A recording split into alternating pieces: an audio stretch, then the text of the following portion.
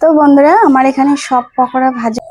নমস্কার বন্ধুরা, আমি শিখার রান্নাঘরে আপনাদেরকে অনেক অনেক স্বাগত। তো বন্ধুরা, আজকের রেসিপিতে আমি নিয়ে চলে এসেছি চিকেন পকোড়া। এর জন্য আমি নিয়েছি এখানে পরিষ্কার করে ধুয়ে নিয়েছি চিকেন, ছোট ছোট পিস পিস করে নিয়েছি। এবারে আমি চিকেনটাকে ম্যারিনেট করে নেব।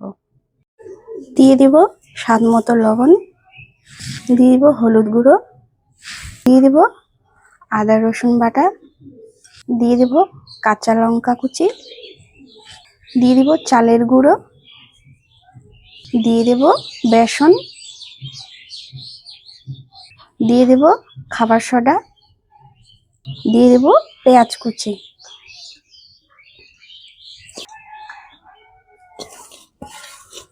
এবারে দিয়ে দেব সাদা তেল। এবারে ভালো করে মেখে নেব। আমার কাছে গোলমরিচ গুঁড়ো নেই, আপনারা বাড়িতে গোলমরিচ গুঁড়ো থাকলে গোলমরিচ গুঁড়ো দিতে পারেন। আমার কাছে নেই, তাই আমি লঙ্কার গুঁড়ো দিচ্ছি। এবারে অল্প জল দিয়ে মেখে নেব।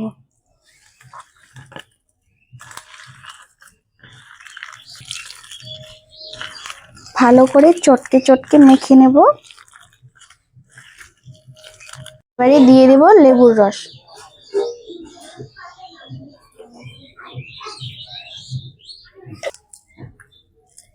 তো বন্ধুরা, আমার চিকেনটা ভালো মতো মাখা হয়ে গেছে।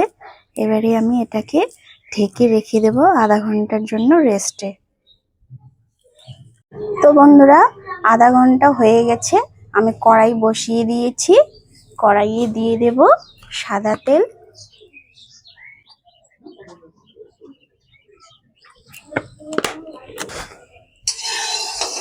তেলটা ভালো মতো গরম হয়ে গেছে।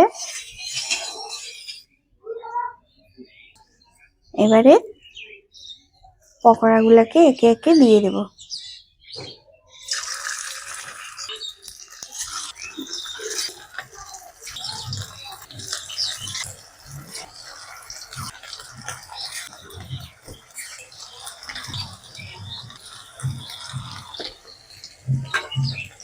একদিকেরটা ভাজা হয়ে গেলে উল্টে দেব।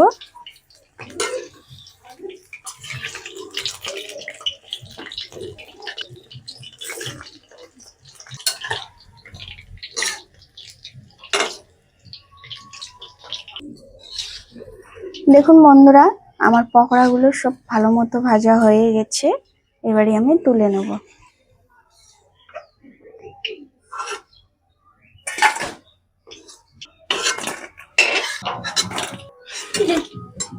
আমি একইভাবে সব পকোড়াগুলো ভেজে নেব।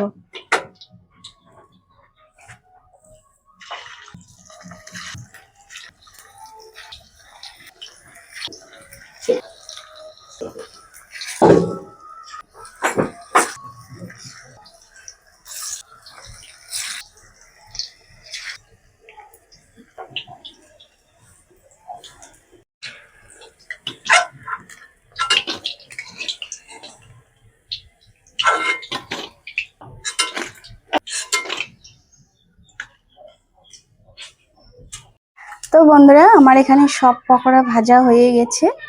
দেখুন কেমন মচমচে হয়েছে আর ভেতরটা কেমন সেদ্ধ হয়ে গেছে। এবারে আমার ভাই আর আমি খাবো।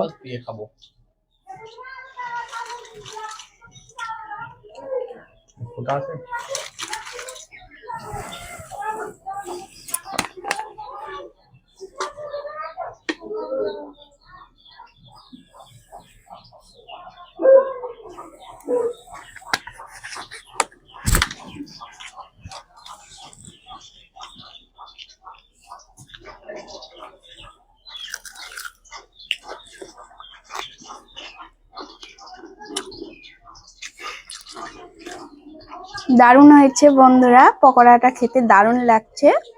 আপনারা বাড়িতে অবশ্যই ট্রাই করবেন। আর আমার এই চিকেন পকোড়া রেসিপিটি আপনাদের কেমন লাগলো? আশা করি ভালো লেগেছে। ভালো লাগলে লাইক, কমেন্ট, সাবস্ক্রাইব অবশ্যই করবেন। আর নিচে থাকা বেল আইকনটি অল করে রাখবেন। ভালো থাকবেন, সুস্থ থাকবেন, ধন্যবাদ।